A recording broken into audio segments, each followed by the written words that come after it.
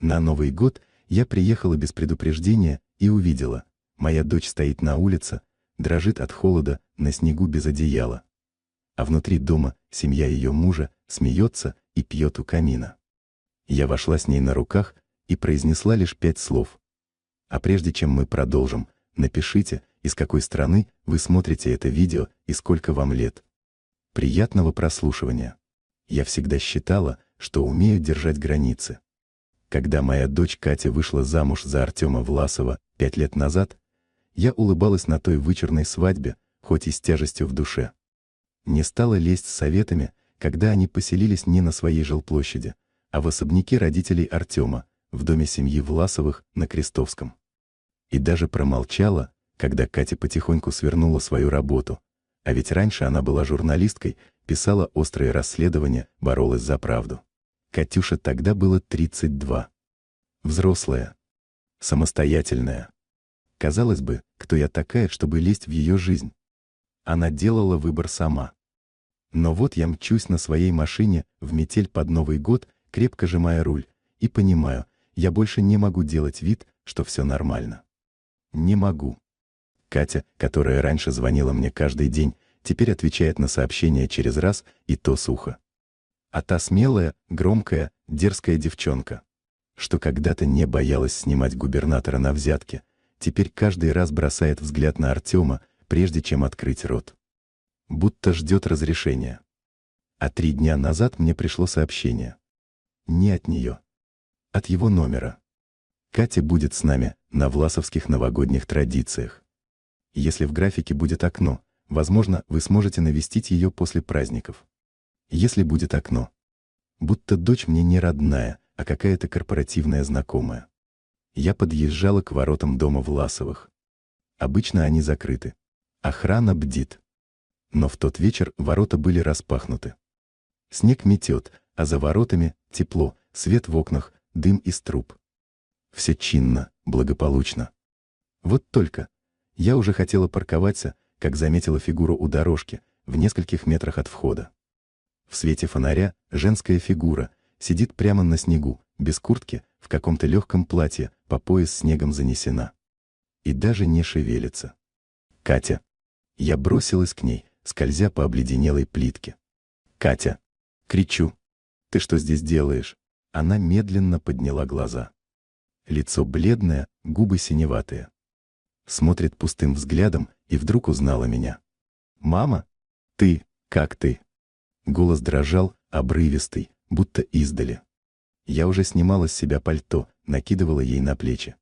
«Господи, ты ледяная! Сколько ты тут?» «Не знаю», — с трудом выговорила она. «Час? 2?» Я подхватила ее под локоть. Внутри все горело от злости. «Почему ты на улице, Катя?» Она испугалась. Повернула голову к дому. Я за ужином сказала, что у Олега Юрьевича с застройками что-то нечисто. Артем сказал, что я перешла границы. И что мне надо подумать о своем месте в семье. Пока не пойму, возвращаться нельзя. Я смотрела в окна. Там тепло, свечи, гирлянды. Власовы за столом, Артем с братьями, Олег Юрьевич в кресле у камина. Женщины расселись по диванам, как куклы в витрине. А моя дочь на снегу. В платье. Одна. «Ты могла погибнуть», — сказала я, с трудом сдерживая голос. Это не подумать о своем месте. Это издевательство. Катя дрожала. «У них так принято», — прошептала. «У женщин здесь уважение и послушание». Я знала правила, но я уже знала больше. Все встало на свои места. Медленное отдаление, контроль, молчаливая ломка воли. И все это с холодной улыбкой. «Ты можешь идти?» — спросила я, поднимая ее. «Попробую». «Но, мама, я не могу уйти». Артем разозлится. «А Олег Юрьевич, я не спрашиваю разрешения у Власовых», — сказала я спокойно. «Сейчас мы просто зайдем в дом. Ты согреешься. А дальше решим». Она не возразила. И это пугало. Моя девочка всегда была с характером. Даже в школе спорила с учителями, если была уверена в правоте. А сейчас молча подчиняется. Я открыла дверь ее ключом. Внутри жара, запах хвои и глинтвейна. Музыка оборвалась. Все повернулись. 7 пар глаз. Удивление. Потом раздражение. Артем поднялся с кресла. «Катюша, я как раз собирался к тебе. Надеялся, ты переосмыслила свое поведение». Я шагнула вперед. У нее переохлаждение. Она не нуждается в лекциях, а в теплой одежде и, возможно, враче. Олег Юрьевич встал. Высокий, с серебряными висками, ледяным взглядом. «Галина Сергеевна, это, конечно, неожиданно. Но у нас семейный праздник. И у нас есть свои правила. Вы называете это последствиями за неуважение?» В голосе у меня появилась сталь.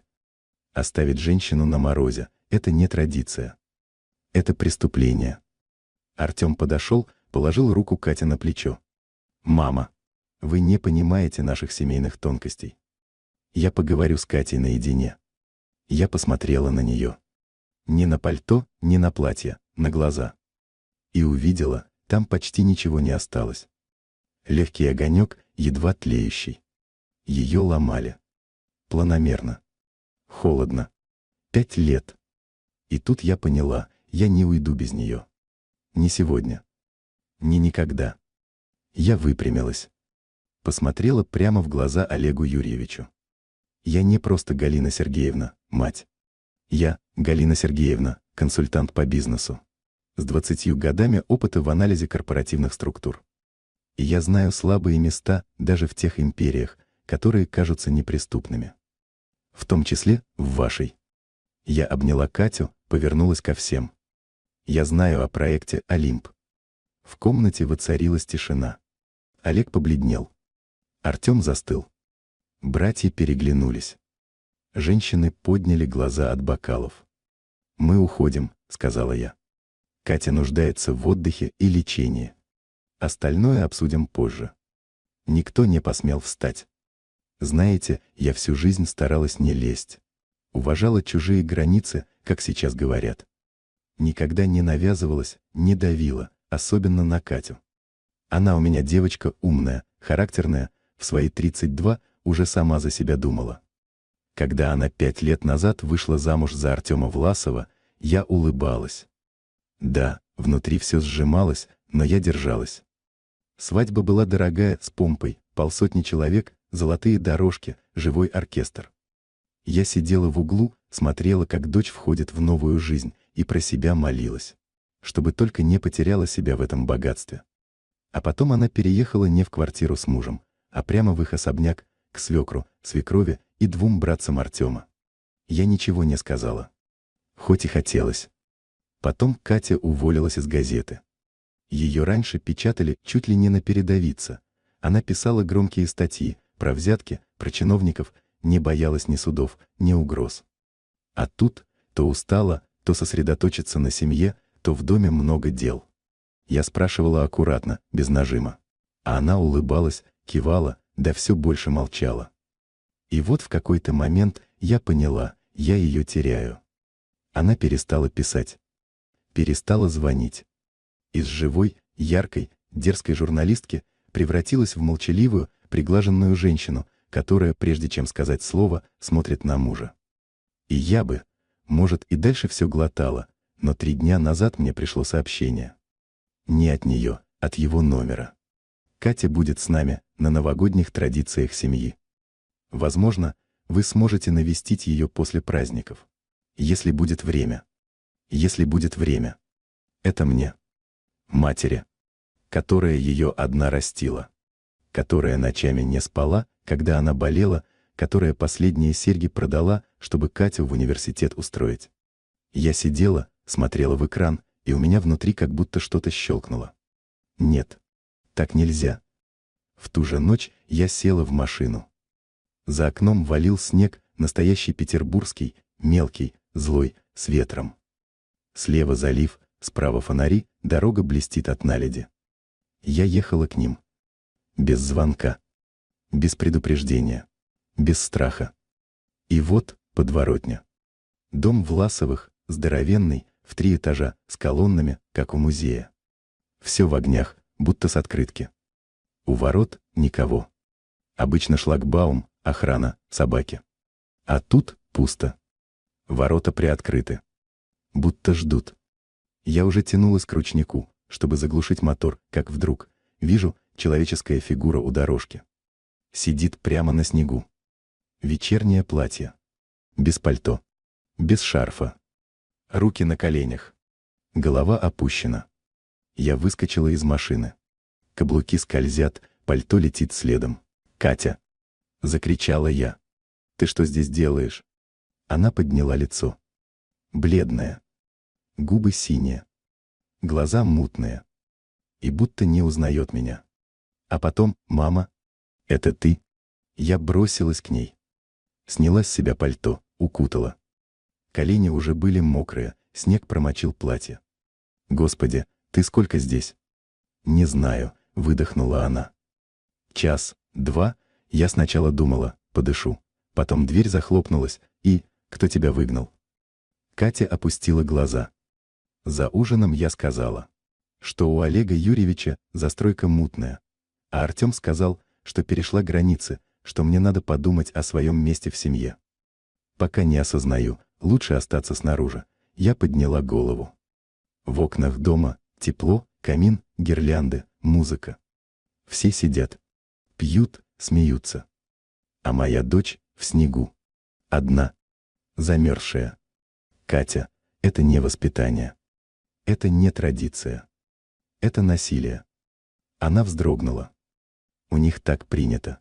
Женщины должны быть смиренными, послушными. Уважать мужей. Я кивнула. Уважать не значит терпеть издевательства.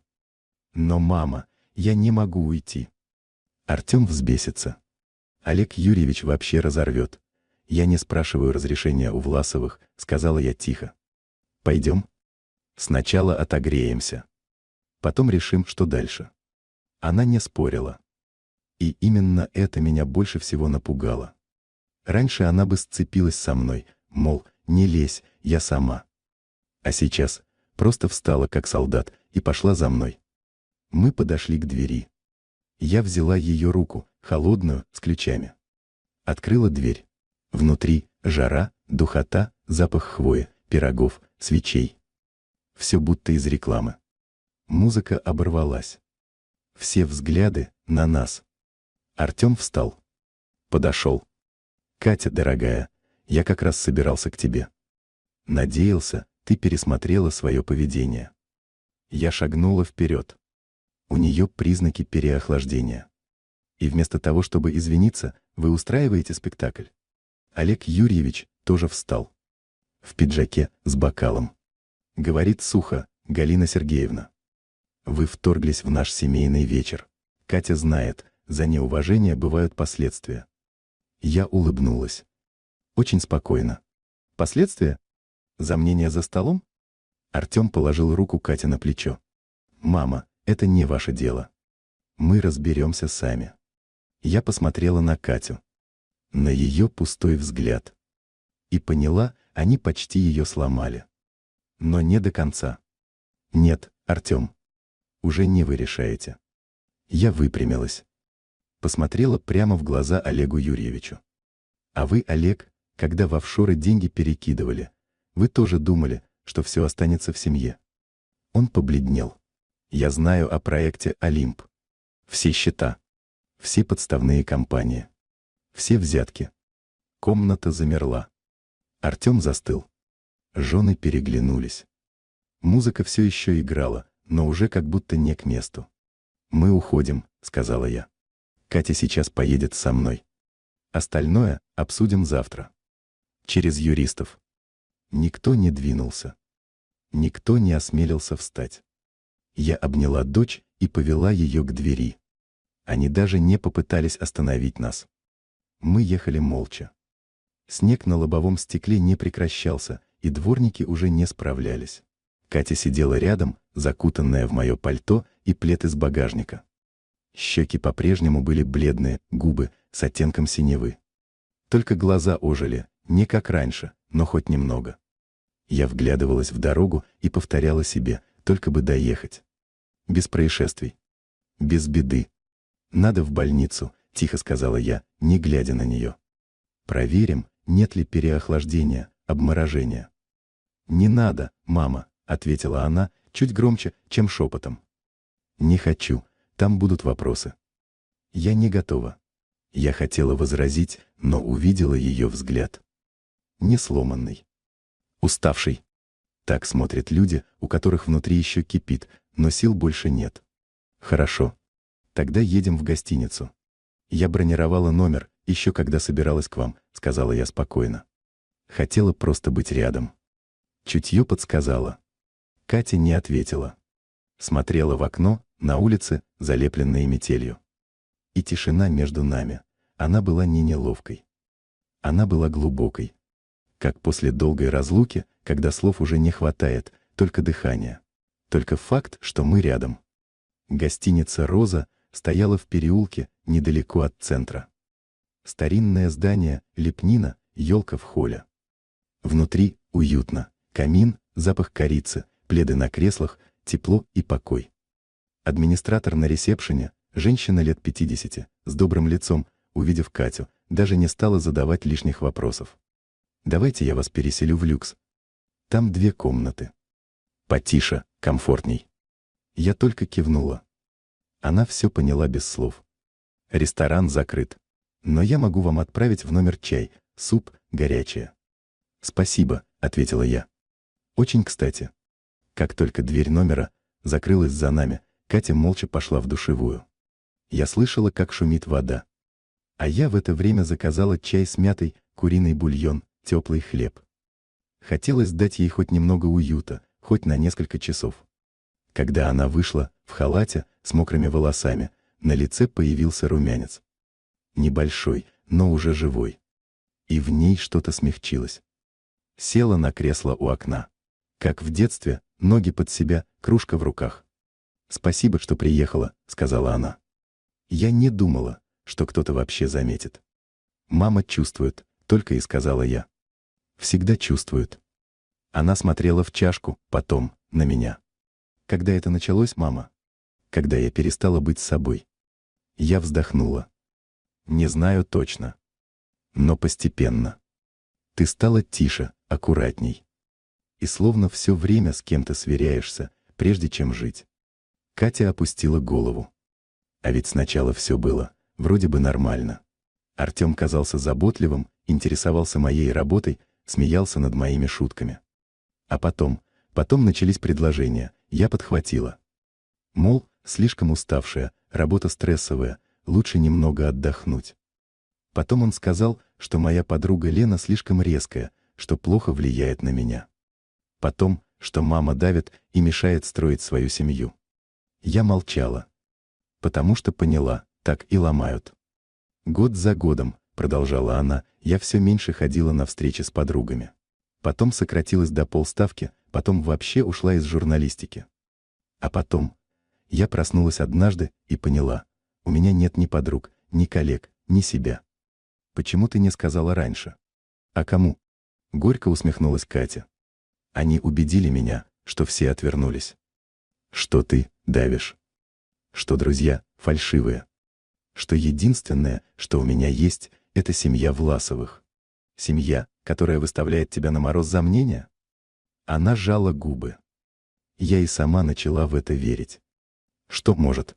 Я и правда слишком резкая. Что может, заслужила. Только сегодня, когда сидела там, на ступеньках, в снегу, впервые за долгое время все стало ясно. Это не семья. Это клетка. Я подошла, села рядом. У тебя нет вины, Катя. Слышишь? Нет. Ты не сломалась. Ты выжила. И ты все поняла. Она посмотрела на меня. Впервые, по-настоящему. С ясностью.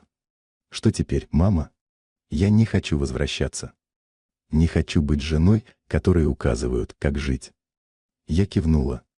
Завтра начнем действовать. Спокойно. Уверенно. Я уже говорила, у меня есть информация.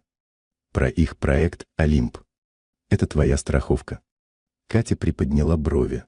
Ты проверяла их? Как только ты обручилась. Я — мать. И я консультант. Я знаю, как работают системы. А семья Власовых — это настоящая структура и очень грязная. Я просто молчала. Надеялась, что не придется этим пользоваться. Но теперь пришло время. Катя сделала глоток. Мне страшно. Они ведь не остановятся. И мы не остановимся.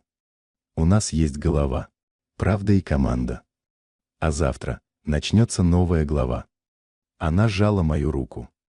И я поняла, девочка моя возвращается. Утро началось с того, что Катя крепко спала впервые за долгое время. Я сидела в кресле у окна с блокнотом и телефоном. И понимала, время на стороне Власовых. Если медлить, задавят.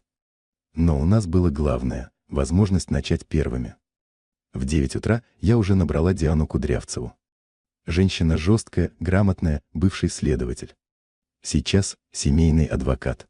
Знаем друг друга много лет, еще с тех пор, как я работала в комитете по защите бизнеса. Галь, я поняла. Власовы, да? Это серьезно. Тебе точно нужна именно я? Да. Мне нужна не та, кто пишет бумажки, а та, кто умеет выигрывать у богатых ублюдков. Она засмеялась. Ладно. Я в деле. Где встречаемся? Катя проснулась сама. Без истерик, без растерянности. Села на край кровати, посмотрела на меня. Мама. Я решила. Я уйду навсегда. Не вернусь туда. Ни на день. Я кивнула. Хорошо. Тогда действуем. Сначала вещи. Катя отказалась ехать в особняк. И я ее поняла. Вместо этого я отправила Максима Лаврова, своего знакомого айтишника, который работал со мной, когда я копала по теневым схемам госзакупок. Он выглядел как студент: куртка, капюшон, лукавая улыбка. Но был монстром в цифровом мире. Он умел зайти в любой ноутбук, смартфон, камеру наблюдения и при этом не оставлял следов. Мне нужно, чтобы ты взял из дома Кати все, что сможешь. Но главное, забери ее ноутбук, телефон, жесткие диски. Я уверена, они за ней следят. Слежка через умный дом — это уже как здрасте, кивнул Макс. Я все сделаю. Ключ у тебя. Катя протянула связку. Ключ остался. Они не думают, что я посмею вернуться. Только не возвращайся одна, сказала я. Макс все сделает. А мы пока встретимся с юристкой. Диана Кудрявцева приехала через час. Темное пальто, черная кожаная сумка, папка под мышкой. Ну что, девочки, будем трясти Власовых? Катя встала, крепко пожала ей руку. Да. Я больше не жертва. Я хочу, чтобы они знали, я вижу все. И я не боюсь. Хорошо, сказала Диана. У тебя есть пруфы? Что? Доказательства, Катя. Не эмоции. Не рассказы. А вещи, которые бьют в суде. Катя посмотрела на меня. Я достала из папки распечатки, сканы документов, чеки, копии счетов, нотариальные расписки. Вот документы на Олимп. Деньги Олега Юрьевича гоняются по офшорам через подставные фирмы. Это серьезно, сказала Диана, просматривая бумаги. Очень. И это только часть, добавила я. Остальное у меня в хранилище. Катя смотрела на нас с каким-то трепетом. Мама, ты все это собирала? Да. С первого дня. Потому что чувствовала, рано или поздно, понадобится. Пока Диана ушла звонить своим, Макс прислал сообщение. Есть все. Ноут, тел, камеры настроены на отслеживание. Они знали, когда ты входишь, что говоришь, с кем. Программа сидит прямо в телефоне. Сейчас чищу. Забрал фото, документы, даже твой старый дневник. Сохраню все. Я показала сообщение Кате. Она не плакала. Просто села, выдохнула и сказала: они воровали меня. Не деньги. Меня. И теперь мы вернем тебя себе, сказала я. И поставим их туда, где им место. Вечером мы встретились с Женькой Пироговым, журналистом-расследователем. Катя когда-то учила его писать жесткие тексты, а теперь он — звезда. Он приехал сразу, без лишних слов. «Катюха, ты что? Ты живой труп. если останешься в той системе. У тебя есть материал? Будет, сказала она уверенно. Мы все достанем. Все вытащим наружу. Женя кивнул. Я опубликую. Под своим именем. Если что, уеду за границу. Но они должны знать, их крышка поднялась. Ночью мы сидели втроем в номере. Катя на кровати, ноутбук на коленях. Я рядом с папкой. Диана с телефоном сверялась с нотариусом. Макс прислал зашифрованный архив с полным досье. Женя уже писал черновик статьи. Семья элитных застройщиков держит невестку как рабыню. Мы нашли схемы офшоров и пыток тишиной. Катя взглянула на заголовок. «Пытки тишиной. Очень точно», — прошептала она. И я поняла, мы вышли на тропу. Мы только начали готовить юридический план, как телефон Кати ожил. Номер неизвестный. Но она сразу поняла, кто это. Смотрела на экран. Молчала. «Ответь, если готова», — тихо сказала я. Но только не одна. Катя нажала «Принять». «Катя, это Артем. Где ты? Что происходит? Я с ума схожу. Ты пропала, я волнуюсь». Она молчала. «Ты могла бы хотя бы написать, что ты жива?» Я обзвонил всех. Родителей. Больницы.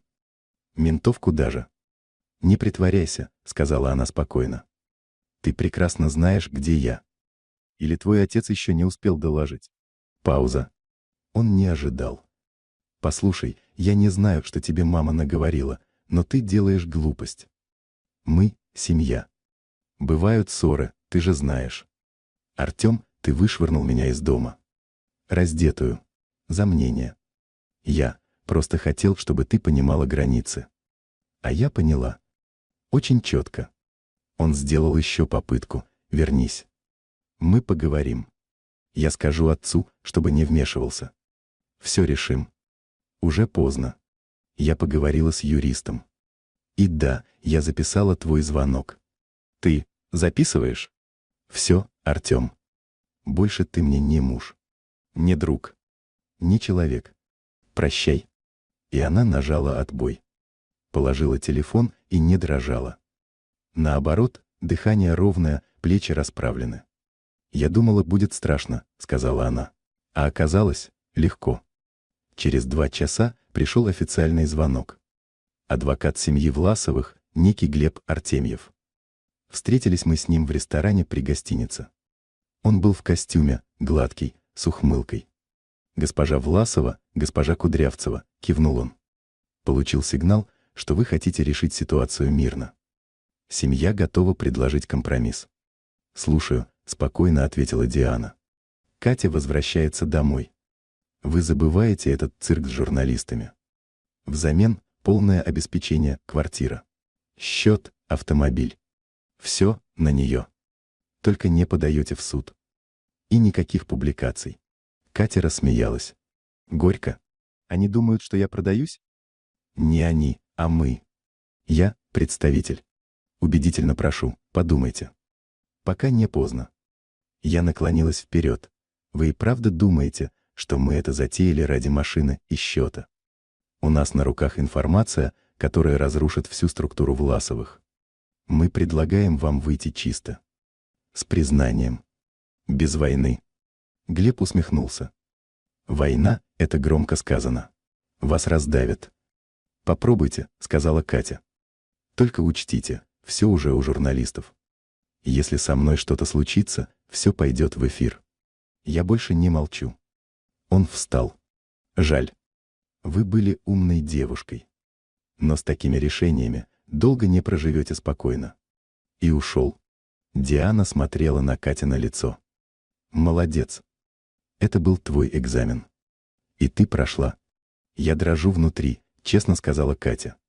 Но не от страха, а от решимости. В тот вечер Катя сама написала первую часть письма для статьи. Без моей помощи. Без чьего-то контроля. «Меня зовут Екатерина Власова. Мне 32 года. Я была невесткой в элитной семье, где молчание ценится выше правды. Но я выхожу из тени. И я расскажу, как выглядят элитные дома изнутри, без розовых стен и приглушенного света. Я расскажу, как женщина теряет голос, а потом возвращает. Я перечитала и просто сказала: готово к бою. С утра все пошло не так. В холле отеля за барной стойкой сидел мужчина, которого я раньше не видела. Стрижка короткая, пуховик дорогой, взгляд сквозь людей. «Он тут с 6 утра», — тихо сказала администраторша, которую мы уже знали. Сказал, что ждет делового партнера, но кофе пьет уже 3-й час и не отходит от ресепшена. Я посмотрела на Катю. Она поняла сразу. Они уже начали. Максим Лавров, наш айтишник, подключился через полчаса. Принес ноут, новый номер, 2 гарнитуры. В телефоне Кати было 3 жучков. Через SIM, через GPS и через микрофон. И все внешне легально. Все по номерам и контракту, зарегистрированному на структуру «Строй Мир Инвест». «Это Олег Юрьевич», — сказала я. «Его любимая обвязка». «Сейчас все зачищено», — продолжил Макс. «Но они явно в курсе, где вы. И, скорее всего, мониторят и эту гостиницу». «Пора менять место», — сказала Диана. Катя только кивнула. Мы переехали в квартиру, которую я сняла еще до приезда, в обычной 5-этажке, с бабушками у подъезда и коврами на стенах. Без камер, без глянца, без шума. Катя молча разложила вещи. Потом села на кухне, закуталась в плед и сказала: «Я не хочу снова прятаться. Я не хочу бояться». «Не надо», — ответила Диана. «Мы выходим в публичную плоскость». Через 2 дня вышла первая статья. Заголовок: «Внучка сенатора Власова. Они ломают изнутри, но улыбаются на камеру», публиковал Женя Пирогов с полным пакетом подтверждающих документов: выписки, переписка, слежка, аудиозаписи. Статья набрала 30 000 просмотров за полдня. И тут началось. Сначала вбросы.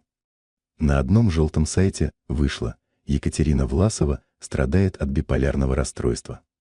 Родные пытались помочь ей, но мать-наставница увезла ее насильно. Потом другой сайт опубликовал анонимное мнение бывшего преподавателя, что Катя всегда была истеричной и нестабильной. «Стандартная схема», — прокомментировала Диана. «Если не можешь опровергнуть факты, бей по личности». Катя, на удивление, была спокойна. «Пусть. Главное, чтобы я теперь не молчала. Меня уже не убьет статья. Меня убивало молчание». Но следующий шаг был жестче. Днем в дверь позвонили. Я посмотрела в глазок. Артем. Стоит. Спокоен. В костюме. С портфелем. Один. «Открывать?» — спросила Катя. «Ты уверена?» — спросила я. «Да. Я хочу смотреть им в лицо. Уже не слабо». Я открыла. Он вошел как человек, который думает, что его все еще боятся. «Здравствуй, Катя». «Мама». Сел за стол. Достал документы. «У меня 2 предложения. Первое — закрываем все. Ты возвращаешься, и мы лечим твою нервную систему. Второе — я подаю иск о похищении и манипуляции с твоей стороны. Поверь, у моего отца хватит юристов, чтобы сделать тебя недееспособной». Катя посмотрела прямо в глаза. «Попробуй. Только знай, все, что ты сейчас говоришь, записывается». Аудиоручка уже светилась синим огоньком на столе. Он побледнел. «Ты же не хочешь войны, Катя? Умная женщина. Ты понимаешь, что у нас связи, рычаги, а у меня правда. Правда не работает без влияния. А я сделаю так, что заработает». Она встала. «Теперь выйди. Следующий разговор через полицию». Через 3 часа мы были в отделении. Катя подала заявление. Официально. Под подпись. При свидетелях. Содержание: слежка, принуждение, попытки давления, подозрение в финансовом мошенничестве с использованием ее подписи, психологическое насилие. Следователь была молодая, но умная. Я все поняла. Дело грязное. Но вы не одна. Будет за вами защита. Только не отступайте. Никогда. Позже вечером в квартире Катя подошла ко мне. Села рядом. «Мама, знаешь, сегодня мне было страшно. Но не потому, что он пришел, а потому, что я его больше не боюсь. И это удивительно». Я обняла ее. «Потому что ты уже не жертва. Ты свидетель. А это сила». На третий день после подачи заявления наступил удар в спину. В сеть слили видео.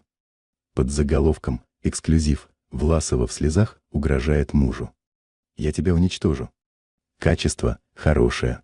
Явно с камер наблюдения. Смонтировано. Куски вырезаны. Голос накручен, чтобы звучало агрессивно. Катя сидит на полу, плачет, бормочет: «Вы мне сломали жизнь. Я отомщу». Мы смотрели молча. Диана закрыла ноутбук. Это монтаж. Искажен звук. Они вырезали весь контекст. «Люди не будут искать контекст», — сказала Катя глухо. Началось быстро. Сначала подруга Кати, Марина, отписалась от нее везде. Потом редакция, где Катя когда-то работала, выпустила заявление: «Мы выражаем сочувствие, но отказываемся комментировать поведение Екатерины». Даже Женя Пирогов стал отвечать сдержанно: «Прости, Кать, но я журналист. Мне нужен факт». А сейчас это выглядит как скандалка, которая мстит бывшему. «Я не мщу, Женя», — тихо сказала она. «Я выживаю». Появился новый персонаж. Чиновник Игорь Николаевич Грудев. Был связан с Олегом Власовым по проекту в Сочи. Влиятельный. Тихий. Серый кардинал. Позвонил.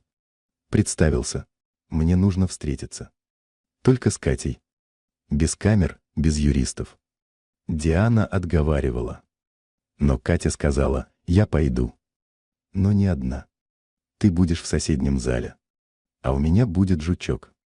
Встретились в ресторане, в пустом зале. Он был в темном пальто, перстень на руке, цепкий взгляд. «Екатерина, я не враг. Я друг. Вашей семьи». «Уже бывший», — спокойно ответила она. «Я знаю, что у вас начались проблемы. А я — человек, который умеет их решать. Какая цена?» Он улыбнулся. Признание эмоционального срыва. Возвращение домой. И отказ от претензий. Взамен новая работа, деньги, квартира, охрана. Все. Катя смотрела в глаза. «Скажите, Игорь Николаевич, а если бы я была вашей дочерью, вы бы мне тоже советовали вернуться к тем, кто ломал мою волю годами?» Пауза. Он встал. «Не думал, что вы такая. Упрямая. И глупая». «Я не глупая. Я живая». Он ушел. И тогда случилось неожиданное. Ночью, около 2, в домофон кто-то позвонил. «Галина Викторовна, у меня флешка». Я не мог больше молчать. «Прошу, не кричите. Я не преступник. Просто я был трусом. Но сейчас не могу иначе». Я выглянула в окно. У подъезда Андрей, старый друг Кати. Когда-то он любил ее. Потом отдалился. Он был бледен. Взгляд бегал. Но в руках держал маленький белый конверт. «Что это?» — спросила я, выходя на крыльцо. Они думали, что я им служу. Я работал у Власовых в службе безопасности. Но я сохранил копию. Они не знают. Там реальная запись. Без монтажа. Тот день, когда она якобы угрожала. Полный разговор. С видео и звуком. Нетронутая. Он сунул мне флешку. «Делайте с этим, что хотите. Но защищайте ее. Она настоящая. А мы все предатели». И ушел в темноту. Флешка открылась. Видео в высоком качестве. Катя сидит в холле особняка, рыдает. А Артем над ней. Говорит: «Скажи еще слово, и я тебя выкину. У тебя ничего нет. Ни денег, ни друзей. Только мать с тараканами. Вы не убьете меня. Я это не забуду. Я вас уничтожу не криками, а документами». Пауза. «Пусть. Но пока ты здесь, ты вещь». Звук чистый, полный, без нарезок. Диана подняла глаза. Это пробивает. Это настоящая улика. Катя молча подошла, смотрела на экран и сказала: завтра с этим в прокуратуру. Сразу? Сразу. Они думали, что я сдамся. А я только начинаю. Мы отвезли флешку в прокуратуру. Приемное окно, очередь из бабушек, запах старых стен. Катя держала бумагу с заявлением. Руки спокойные. Голос четкий. Следователь, тот же, что и в первый раз, молодая женщина с холодным умом, просмотрела запись и сказала: это уже уголовная история. Не просто конфликт. Это унижение, принуждение, нарушение прав. Спасибо, что пришли. Теперь мы займемся этим всерьез. Через 2 дня вызвали первого на допрос, Артема. Потом его отца. А через неделю в особняке Власовых прошел обыск. Тихо. Без репортажей. Но мы знали. Потому что на следующий день Глеб Артемьев, тот самый глянцевый адвокат, позвонил Диане. Госпожа Кудрявцева, это уже выходит за пределы. Вас обвиняют в вмешательстве в частную жизнь, распространении конфиденциальной информации, незаконном сборе данных. Пусть подают, ответила она. А мы подадим в ответ. У нас доказательства. У нас голос. И теперь у нас есть трибуна. Катю пригласили в прямой эфир одного федерального YouTube-канала. Ведущая Инна Егорова, правозащитница, бывшая судья, сама когда-то прошедшая через абьюз. В гримерке Катя волновалась. А если я начну плакать? Плачь. Но только после. Во время ты свидетель. Не жертва. Эфир был сильный. Здравствуйте. Меня зовут Екатерина Власова. Я долго молчала. Я верила, что если любишь, нужно терпеть. Что если муж – сын влиятельного человека, то надо не выносить ссор из избы. Но я была не права. Терпение делает нас удобными. А удобных ломают. Меня пытались сломать годами. И почти получилось. Но теперь я не одна. Я говорю. Я пишу. Я живу. И если хотя бы одна женщина, посмотрев это, поймет, что у нее есть право, значит, все было не зря. Ведущая сдерживала слезы. Катя, вы не просто история. Вы пример. Реакция пошла лавиной. Я думала, только у меня было такое, ты сильная. Я молчала 15 лет. Спасибо, что ты говоришь, у тебя за спиной теперь не пустота. У тебя, мы и тут произошло неожиданное. Позвонила Лидия Павловна, мать Артема. Та самая, которая всегда была серой тенью. Молча служила мужу. Подчинялась, кивала. «Галина», — сказала она мне по телефону. «Я не могу больше. Я вас предупрежу. Они готовят суд. Настоящий. Подают иск на вас и Катю. По полной. И вы на их стороне. Я была. Всю жизнь. Но я больше не хочу. Мне 61. Я устала быть мебелью. Если вы согласитесь, я приду в суд. И расскажу все. Под присягой». Я передала Кате. Она сидела в углу, тихо, закутанная в одеяло. Выслушала. Подумала. Пусть говорит. Даже если это будет больно. Это правда. А правда нас спасает. На следующий день пришли официальные бумаги. Суд. И дата. 2 недели. Катя взяла документ в руки. Ну что же. Они хотят сыграть в правосудие, сыграли.